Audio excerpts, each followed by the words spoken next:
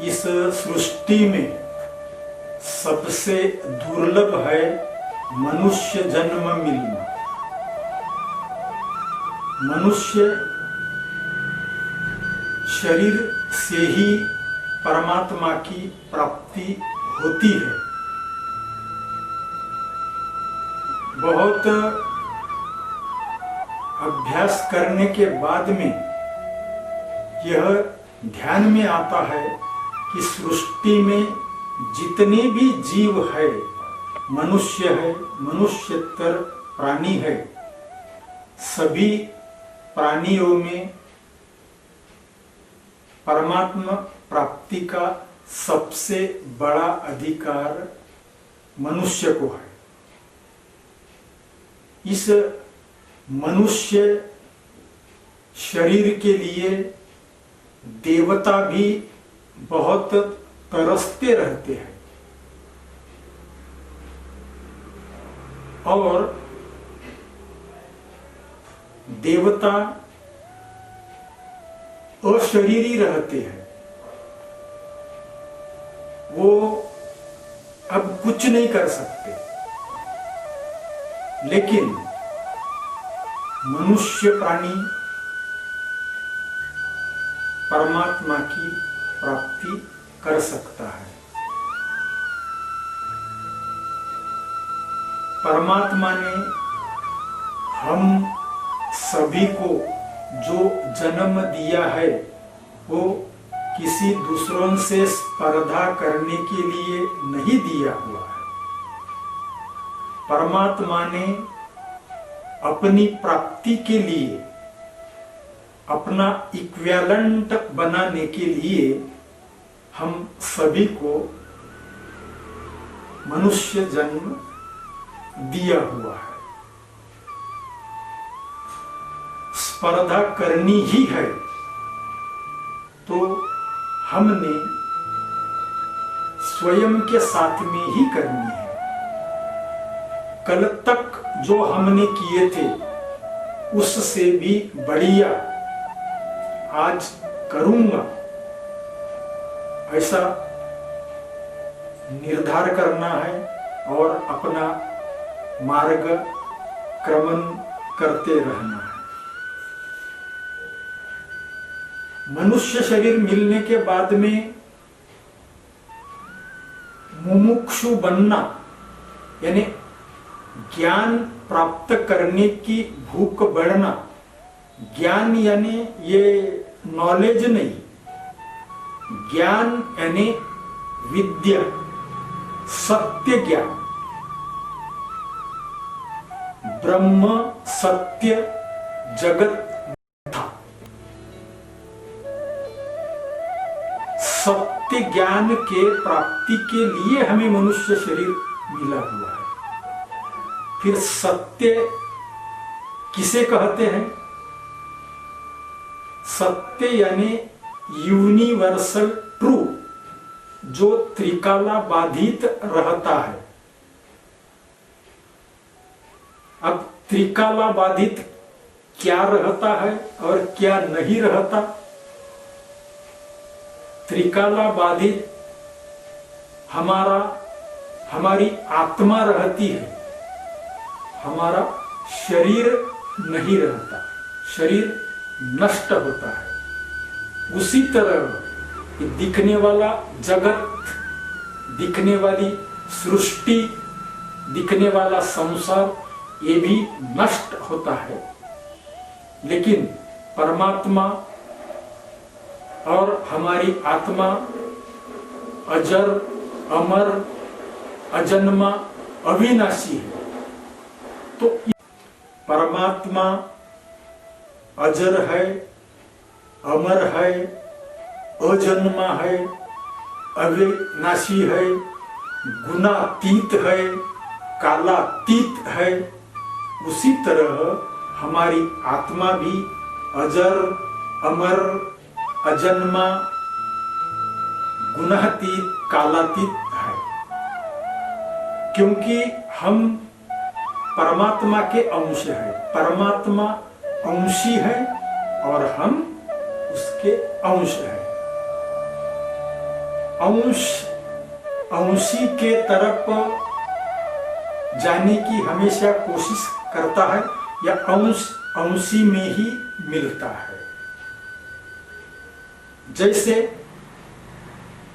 हमने एक हाथ में एक मिट्टी का ढेला लिया और थोड़ी देर पकड़ के रखे हैं और बाद में उस ढेले को अगर छोड़ देते हैं तो मिट्टी का ढेला मिट्टी का यानी पृथ्वी का अंश होने के वजह से वो पृथ्वी पर आकर गिरेगा यानी पृथ्वी में मिल जाएगा। जैसे अग्नि हम जलाते हैं तो जो ज्वाला निकलती है, अग्नि यानी प्रकाश का सूरज का अंश होने के वजह से वो सूरज में मिल जाएगी। अग्नि की ज्वाला अपने अंशी में मिल जाती है। तो इस प्रकार हमारी आत्मा अंशी में मिल जाता है। तो ज्ञान की भूख बढ़ना, ज्ञान प्राप्त करने की एक जिज्ञासा निर्माण होना, ये जरूरी है, ये भी दुर्लभ है। और इस मार्ग का ज्ञान देने वाले, मार्ग क्रमण करने के लिए सहकार्य करने वाले सद्गुरु की प्राप्ति होना ये सबसे ज्यादा दुर्लभ है। मनुष्य देह मिलना, ज्ञान की भूख लगना यानी मुमुक्षु बनना और सद्गुरु की प्राप्ति होना, ये तीनों चीजें बहुत दुर्लभ है। और ये तीनों चीजें हमें भगवान की कृपा से प्राप्त होती है। और ये भगवान की कृपा प्राप्त करने के लिए हमें सत्संग करना बहुत जरूरी है। ऐसी भगवान की और भक्तों की कथाएं सुनना बहुत जरूरी है। मतंग मुनि ने शबरी को बताया था कि शबरी, तू निष्कामता से अविरत यानी भक्ति करते रहना, एक दिन तेरे कुटिया में प्रभु राम डेफिनेटली आएंगे। और उसके लिए उसने बताया, प्रथम भगति संग तन्ह कर संगा। इस प्रकार का मतंग मुनि ने शबरी को बताया। और ये भी बताया, संत समागम करिए भाई, आमे जाके सब मिल जाई। सत्संग करने से, संतों का संग करने से सब कुछ मिल जाता है। सत्संग करना, संतों का संग करना यानी अपने को यानी एकदम कमाया हुआ ज्ञान मिलना या कमाया हुआ एक प्रकार का धन मिलने जैसी बात है। भगवान की कृपा से हमें गुरु भी मिल जाते हैं, ज्ञान की भूख बढ़ जाती है और मनुष्य जन्म भी मिल जाता है। अब ये भगवान की कृपा संपादन करने के लिए हमें श्रीमद् भागवत महापुराण की कथा सुननी पड़ेगी, उसके लिए भक्ति करनी पड़ेगी और हमारे भीतर जो ज्ञान वैराग्य सुस्त पड़े हुए हैं, सभी में रहते हैं, ज्ञान और वैराग्य ये सभी में रहते हैं, सिर्फ इनको जगाना पड़ता है। मनुष्य जब धरती पर आता है, भगवान जब उसको भेजते हैं तो उसको ज्ञान भी देते हैं और यानी क्या विचार की शक्ति भी देते हैं और कर्म करने की स्वतंत्रता भी देते हैं। तो ज्ञान और कर्म ये दोनों भगवान देकर ही यानी मनुष्य को धरती पर भेजते हैं। जिस प्रकार भगवान गर्भ में बालक की रक्षा करते हैं, उसी तरह बालक पैदा होने के बाद यानी हम आप सभी पैदा होने के बाद हमारा भी यानी रक्षण वो करेंगे। सिर्फ हमारा भगवान पर विश्वास होना बहुत जरूरी है। भगवान हमारे विश्वास में ही रहते हैं, हमारे फेत में ही रहते हैं। हमारी श्रद्धा हमारे जो गुरु हैं वो गुरु पर होनी चाहिए। पर यदि हमारी श्रद्धा है तो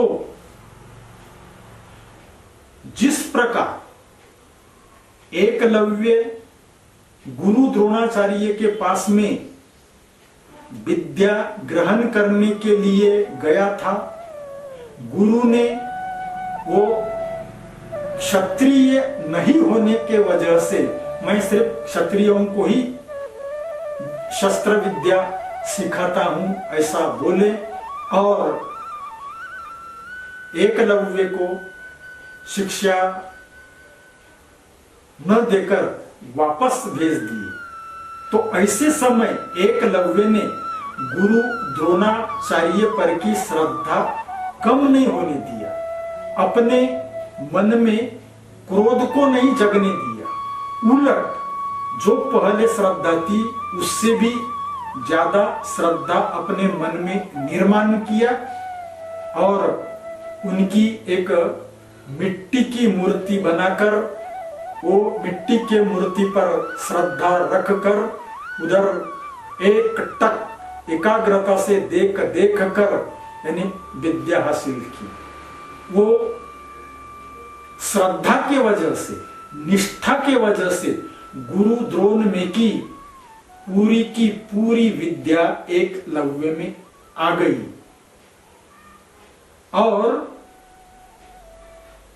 इतनी उससे भी बढ़िया विद्या उनको मिल गई कि जो द्रोणाचार्य जी के पास में भी नहीं थी। तो श्रद्धा गुरु पर रखना बहुत जरूरी है। श्रद्धा और विश्वास इन दोनों का यदि हम इन्वेस्टमेंट करते हैं तो हम हमारे जीवन में डेफिनेटली परमात्मा प्राप्ति का उद्देश्य, आत्म साक्षात्कार का उद्देश्य प्राप्त कर सकते हैं। आत्म साक्षात्कार करना, परमात्मा प्राप्ति करना यानी क्या क्या करना है? यानी एकदम वासना शून्य होना है, अहंकार शून्य बनना है, निर्भयता आनी है, लानी है, प्रसन्नता लानी है। और ये प्रसन्नता यानी आती ही है यदि हम श्रद्धा पूर्वक, विश्वास पूर्वक हमारी साधना जारी रखते हैं। तो इसके लिए दीर्घकालिकता भी चाहिए, बहुत लंबा समय भी लेती है। साधना यानी तुरंत फल नहीं देती है। जैसे मेथी का पेड़ 10, 15, 20 दिन में ही यानी फसल देने के लिए आता है। वही नारियल का पेड़ सिर्फ अंकुर निकलने के लिए 6 महीने लगते हैं, और एक बार वो नारियल का पेड़ बन गया तो 3 पीढ़ियों तक फल देता है। उसी तरह अध्यात्म का भी यानी फल हमें 3 पीढ़ियों को तो डेफिनेटली मिलता ही है।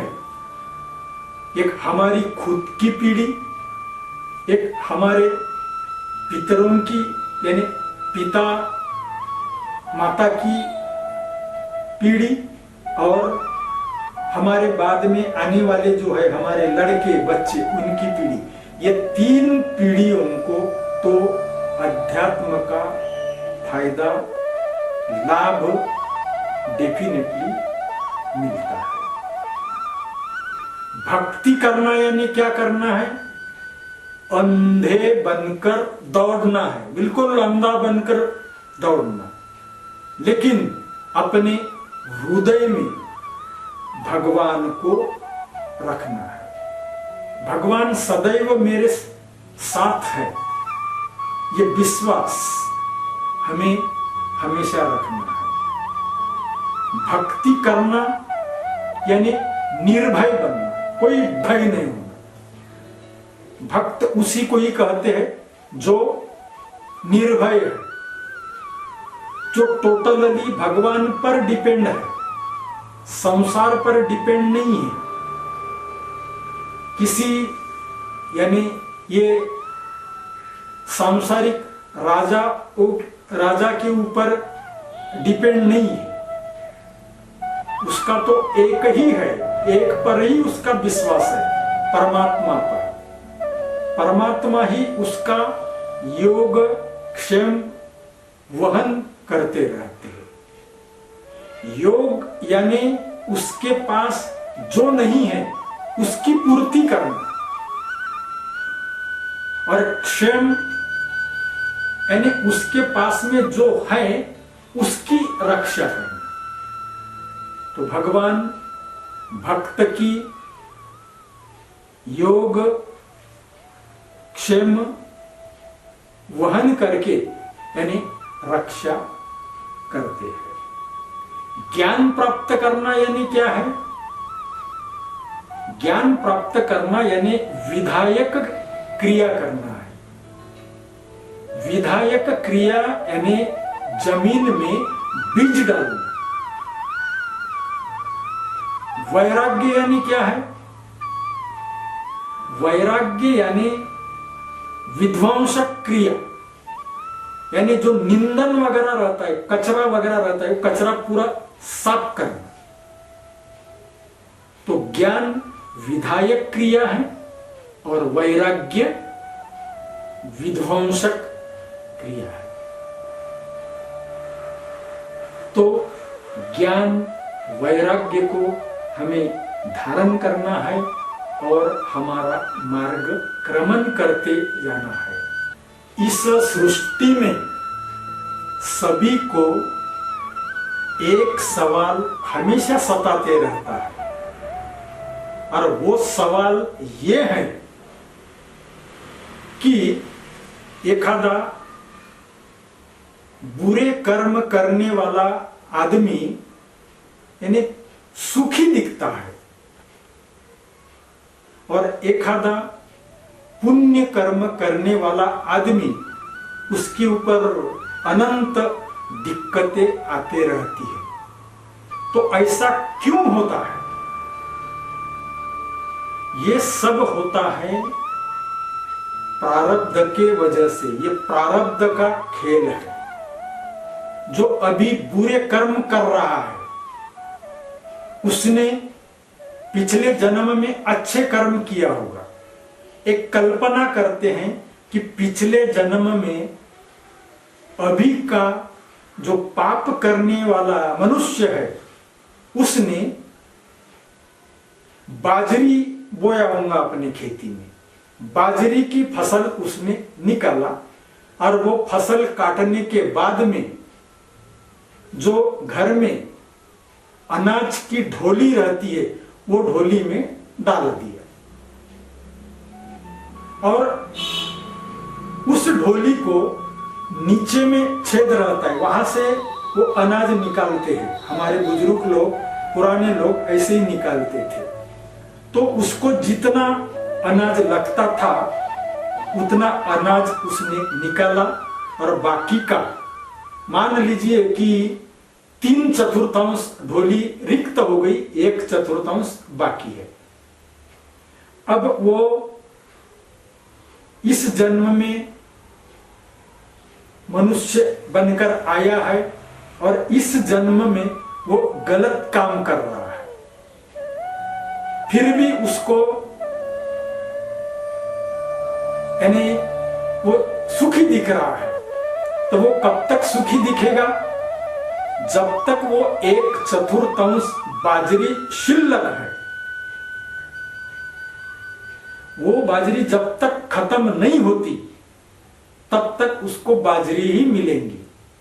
भले ही इस जन्म में उसने गेहूं पेरा है, गेहूं बोया है, गेहूं की फसल लिया है, वो तो बाजरी के ऊपर डला हुआ है, नीचे में तो बाजरी है, पहले उसको बाजरी मिलेगी। और बाजरी खत्म होने के बाद में यानी पुण्य कर्म खत्म होने के बाद में फिर उसको पाप कर्मों का फल मिलना यानी शुरू हो जाएगा। तो इस प्रकार हम हमारे ही कर्मों से हमारा प्रारब्ध बनाते रहते हैं। हम अच्छे कर्मों से और अच्छे विचारों से हम हमारा प्रारब्ध बनाते हैं, रचते हैं। और हम जैसा सोचेंगे, भगवान ने हमें वो वरदान दिया है कि हम जैसा सोचेंगे वैसे ही बनते जाएंगे और उसी कर्म से हमें जन्म मिलता है। इसलिए शास्त्रों ने कहा है कि we are the bundle of thoughts, हम सभी विचारों के ही पुतले हैं। जैसा विचार करेंगे, जैसे कर्म करेंगे, वैसा ही जन्म हमें आगे चलकर मिलेगा। यदि हम इस जन्म में किसी को तकलीफ देते हैं, यानी तकलीफ हमने जमीन में बोए हैं, तकलीफ दिए हैं, तो तकलीफ सहन करना ही पड़ेगा। आपको तकलीफ ही मिलेगी, थोड़ा टाइम लगेगा। अभी जो मैंने एग्जाम्पल बताया था उसके मुताबिक, लेकिन मिलेगा वही फल। इसलिए समय समय पर सतर्क रहकर हमें हमारे कर्म में सुधारना लानी है। व्यवहार शुद्ध करना ये बहुत जरूरी है। व्यवहार अगर हमारा शुद्ध हो गया तो अपने आप धीरे धीरे धीरे धीरे शुद्धि आती है। अंतःकरण की शुद्धि तो बहुत ही जरूरत है।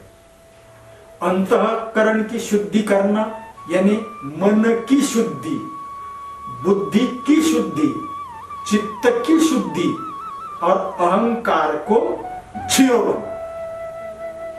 ये जो हम हनुमान चालीसा, शिव चालीसा, देवी चालीसा जो चालीसा पढ़ते हैं, उसका मीनिंग ही है कि ये तीन को व्यापक बनाना, मन बुद्धि चित्त, इनको व्यापक बनाना और अहंकार को बिल्कुल जीरो बनाना। इनको, ये तीन को, मन बुद्धि चित्त को व्यापक बनाना यानी परमात्मा में मिलाना और इनको जीरो करना। परमात्मा उसी इंसान पर बेहद खुश रहते हैं। जो मनुष्य, जो इंसान औरों को भगवान से जोड़ने का काम करता है, तोड़ने का नहीं। भागवत पुराण में आगे कथा आएगी ब्रह्मा जी की और इंद्र की। दोनों अपराधी थे, लेकिन इंद्र का अपराध भगवान से जोड़ने के हिसाब से हुआ था, और भगवान ब्रह्मा जी का अपराध गायों को और गोपालों को, यानी भगवान से तोड़ने के लिए हुआ था। इंद्र ने अतिवृष्टि करके वो भगवान का नाम ले लेकर भगवान को पुकार पुकार के, यानी भगवान से जोड़ने का रोल रहा, और ब्रह्मा जी का तोड़ने का रहा। तो भगवान कृष्ण इंद्र पर बेहद खुश हुए थे, ब्रह्मा जी पर उतने खुश नहीं हुए थे। हमारे संपर्क में जो आने वाले लोग हैं, उनसे हमारा काम है बताते रहना, भगवान की चर्चा करने का, फालतू की चर्चा नहीं करने की।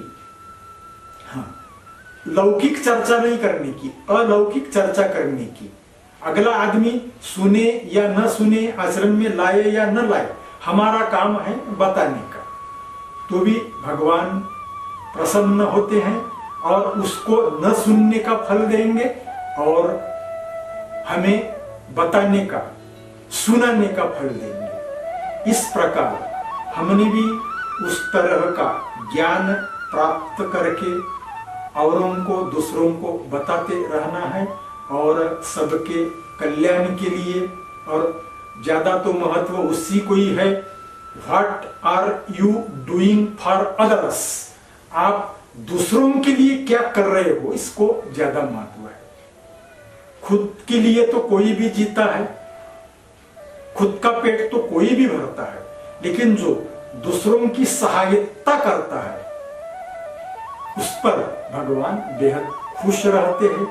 इस प्रकार आप भी औरों को बताते रहिए, और परमात्मा आपका आगे चलकर जरूर कल्याण करेगा। सभी को साधुवाद।